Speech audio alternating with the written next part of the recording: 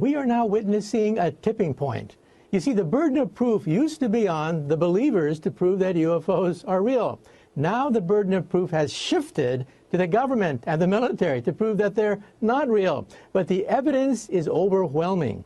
We have all this information from U.S. Navy pilots. We now have metrics. We can actually measure how fast they travel, how high they are, what kinds of centrifugal forces that they can experience. And science, remember, is based on things that are testable, reproducible, and falsifiable. Now we have testable information. A game changer. Both of us, both airplanes, see a disturbance in the water and a white 40-foot long tic-tac shaped object just hovering above the water, going forward, back, left, right. There's no rotor wash, there's no wings, nothing. And as I get within about a half mile of it, it rapidly accelerates to the south in about 2 seconds and disappears. This was extremely abrupt, like a ping pong ball bouncing off a wall. The ability to hover over the water and then start a vertical climb from basically 0 up towards about 12,000 feet and then accelerate in less than 2 seconds and disappear is something I had never seen in my life.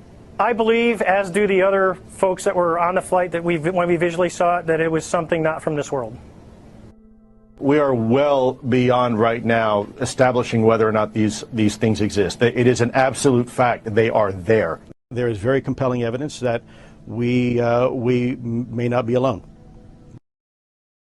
There are no wing surfaces, there's no exhaust, so there's nothing that we're familiar with that we've deployed in the air that has a power source other than chemical energy like fuel. These are so radically different than anything we're familiar with, and their performance is so advanced and so sophisticated, it's frankly just baffling. So is it fair to boil it down to two possibilities? Either another country has leapfrogged the United States in technology or extraterrestrial? Those are the leading hypotheses, yes. You think the U.S. government has debris from a UFO in its possession right now? Unfortunately, Tucker, I really have to be careful of my NDA. I really can't go into a lot of more detail in that. Okay. But simply put, yes.